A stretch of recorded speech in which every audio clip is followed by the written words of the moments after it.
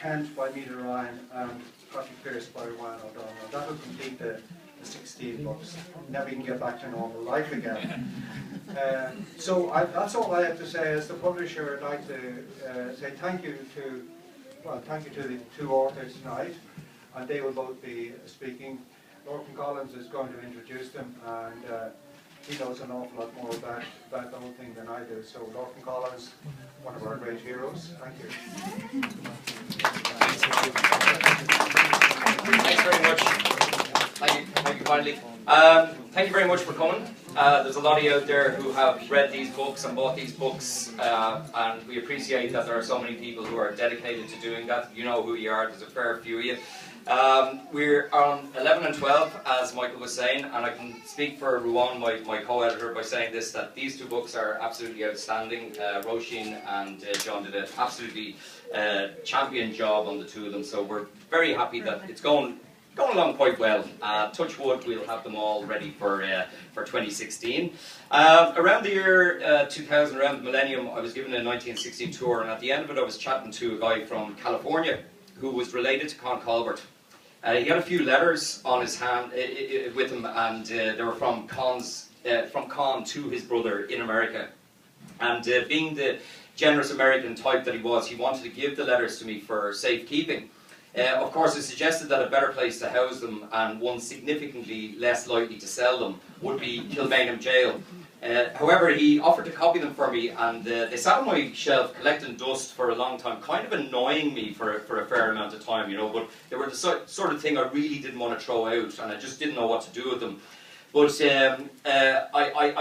these were just copies anyway, but I was very grateful that I was able to send some to John. They were in Kilmainham anyway, so they served a purpose. But I decided last year to call Jim over in the States and see how he was doing, and tell him that the letters were going to be used in forthcoming biography. And he said, well, you know what, I've lost my copy, so I was able to send him my ones.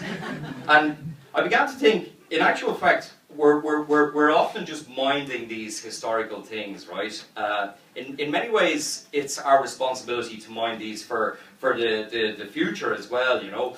I say the preservation of our archives, artifacts, journals, uniforms, weapons, etc. They're not strictly being kept by us, rather they're for the future too. I would like to say that sometimes it's difficult for a sitting government to see further than their term of office, which is kind of understandable.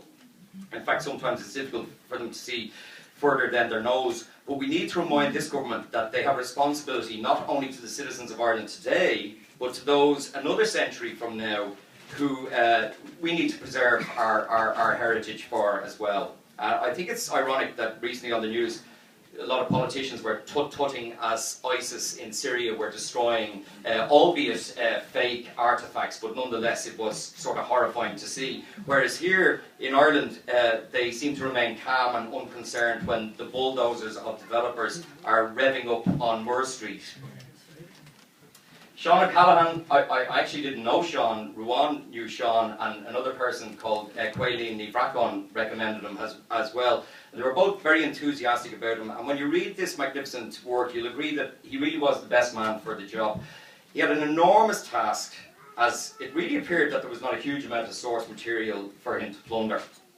However, being the great historian that he is, he ploughed on and he unearthed the story of Con's life.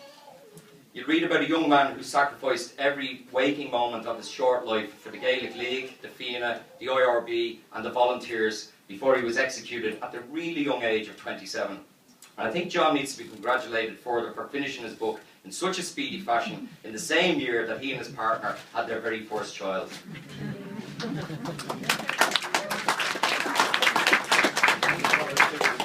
Now Roisin Garvey also added to her family twice between being commissioned to write this book and today. In fairness to Roisin, she really needs to be commended for juggling a busy work schedule, a very young family and a tremendous workload associated with researching and writing Willie Pearse.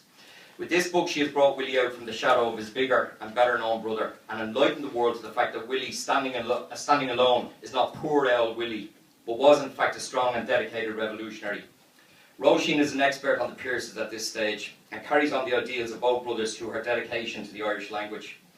Both Ruan and myself were very happy when she agreed to write this wonderful book, and alongside John, they have both reinforced and strengthened the concept of 16 Lives.